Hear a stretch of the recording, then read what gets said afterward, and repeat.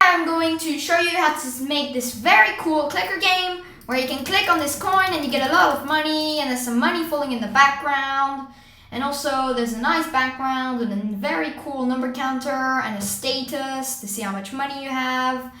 And you can buy a lot of stuff like shops and banks and all that, and it's pretty cool.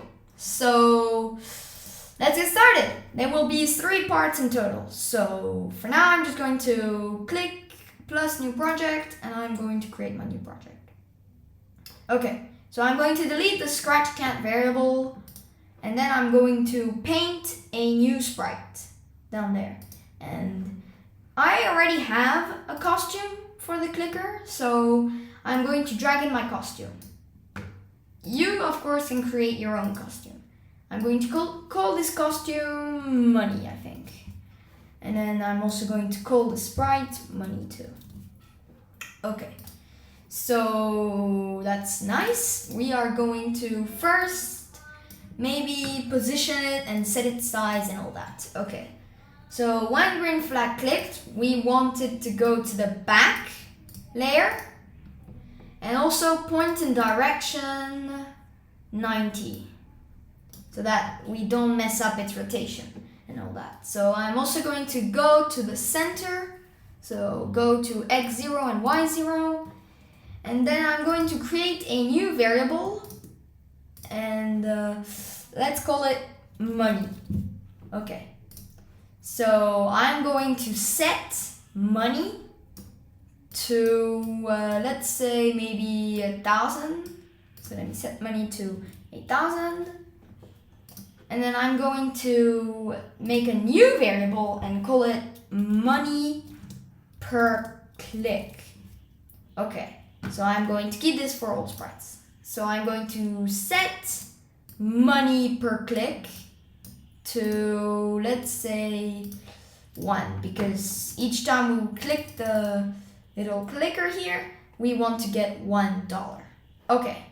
So I'm also going to set its size to maybe something like 150. Let's see that. That's a bit small. Maybe 200. Let's see that. Yeah, that's perfect. Okay. So after that, I'm just going to show. And then I'm going to drag in a forever loop from the controls section. And inside of the forever loop, I'm going to drag in a if touching mouse pointer. Yep, it's already set as default. Then we want to set the size to something like maybe 210. Oh, yes, sorry. Actually, I need an if else. So I'm going to drag this inside the if else and this inside. And this I'm going to delete it and drag this in. Okay. And else we are just going to set the size to 200. Okay. Now if I start the game, it's very boring. But at least it gets a bit bigger when my mouse pointer goes on it. So now let's make more. How about that if the mouse is down, well, we want to get money and all that. So if mouse is down, we are first going to wait until not from the operator section, mouse down. Okay. And then we can do the scripts. So I think I'm going to set its size to 220 right before the wait until not mouse down. And then once you let go of the mouse, I want maybe to change the money by the money per click. So if we run that now, it works pretty sweetly and my money changes, as you can see up there. Actually, I think I'm going to set the money to 0 so that it's, more useful so we can easily see it. I'm also going to, yes, okay. And now you can easily see that we are getting more and more money each time we click. Okay. So I'm going to make this game view smaller, and then I'm going to also do a nice background animation thingy. So I am going to drag in another when green flag clicked, and drag in a forever loop, and drag in also an if blank then, and I'm going to drag in a if touching mouse pointer, and then I'm going to right click duplicate that, and then if touching, I'm going to delete that actually, and put in a mouse down instead. So if touching mouse pointer, then if mouse down, then we want to create a clone of myself. Okay, so when we see that, we just see that we create a clone, and then, well, that's about it. That's pretty boring. So I am also going to maybe make the clone a bit of a ghostier effect and maybe make it fall from the sky, which is a lot funner.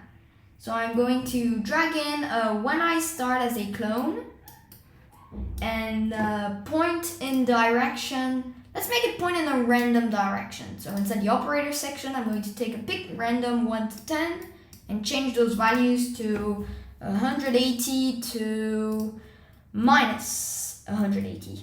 Yes. And I'm also going to set its ghost effect to something like, maybe I'm going to also make it a random. So I'm going to right click duplicate the pick random and change those values to like 55 to 65.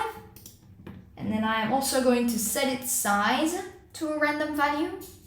So I'm going to pick random, and I'm going to pick random maybe 40 to 60. Yeah, well, you know what? 45 to 60. Okay. And then I'm going to also go to the top of the screen. So go to pick random. I'm going to go into the operator section and take in a pick random. And I'm going to pick random 240. Oh, that didn't work. 240 to minus 240.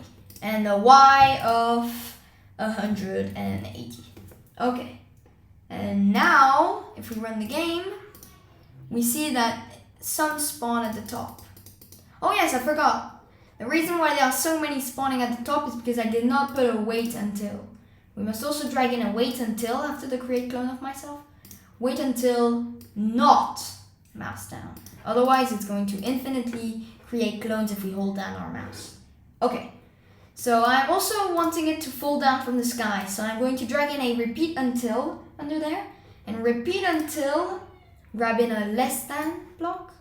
And repeat until y position, the y position is less than minus 179. Yes, I think that's good. I'm going to change the y by something like minus 5 and turn 3 degrees so that it rotates around. 3 degrees, yeah. And I'm going to also change the size because it's funner. I'm going to change it by maybe a very small value like minus 0.3. Okay, and then once it hits the bottom, I want it to, of course, delete this clone. So let's see how that looks. That looks pretty nice. We have some clones falling from the sky, and if we really click a lot of them fall from the sky. Okay. If we click not much, only one, they fall down the sky one by one. I'm going to quickly make a backdrop just to make it a little bit better. I'm going to take in the square tool and put in a color of 35, a saturation of 100, and a brightness of 65. Okay, and I'm going to drag it around here, take away the outline just in case. And yeah, I think I'm going to keep it like that. Okay. Now maybe let's make the number counter. Or yes. Or you know what? Let's add one little animation, extra animation. So I'm also going to drag in a when green flag clicked, and I'm going to forever repeat 10 times. I want to change the Y by, let's say 1. And then I want to repeat 10 times, change the Y by minus 1. So now if we run the green flag, you can see that it looks like he's bouncing up and up. And it looks quite nice. Okay, now our game is looking a lot better already. Okay, so now I think we should maybe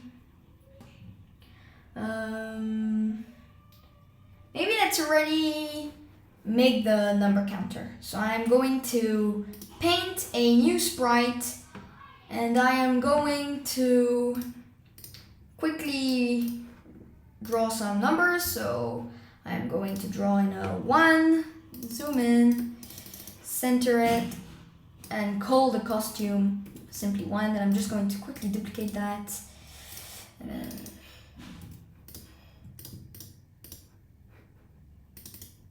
quickly change those numbers.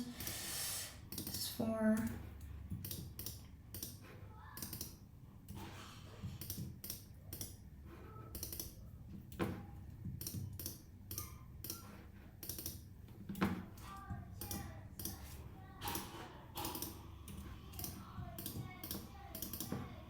Okay, almost there. And then the very last one, I'm going to call it 0 and just type in 0. Okay, so now the code might be a little bit complicated, but I'm sure we can do it. So first of all, I am going to, when green flag clicked, I want to hide. And now I'm going to create a new variable called digits. And I'm going to make this for this sprite only. This is very important. We have to set it for this sprite only. Okay, and I'm going to set the digit to 0.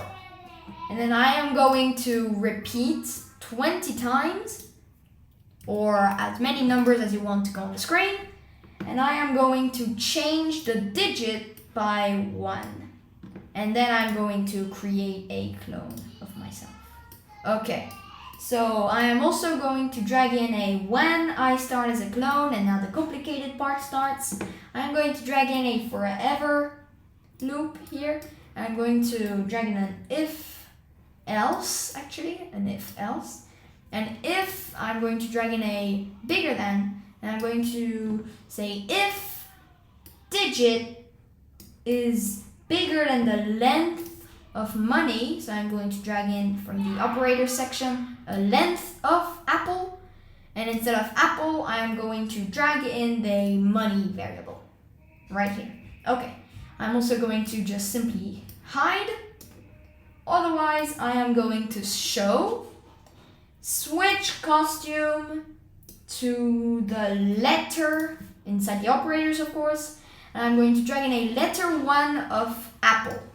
Instead of apple, I'm going to drag in a letter digit of money. I'm also going to position it.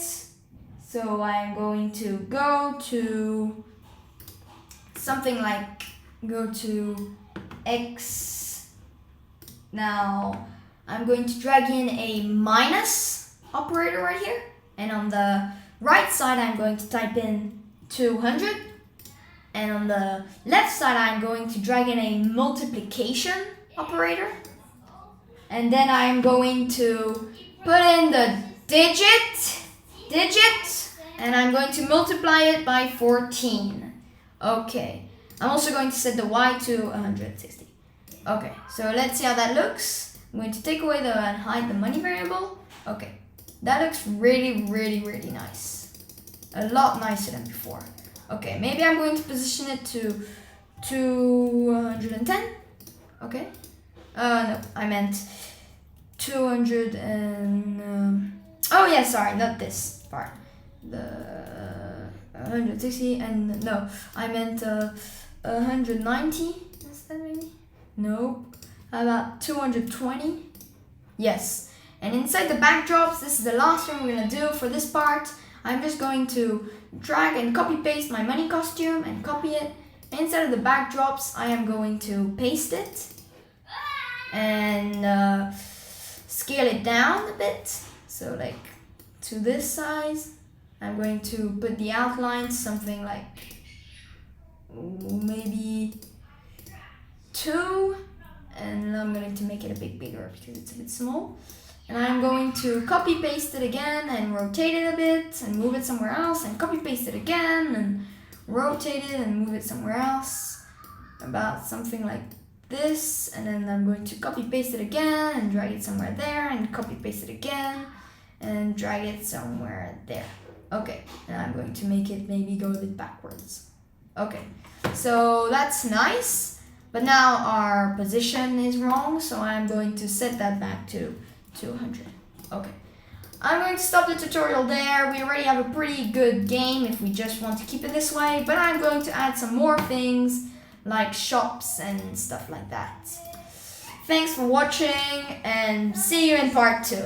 Bye!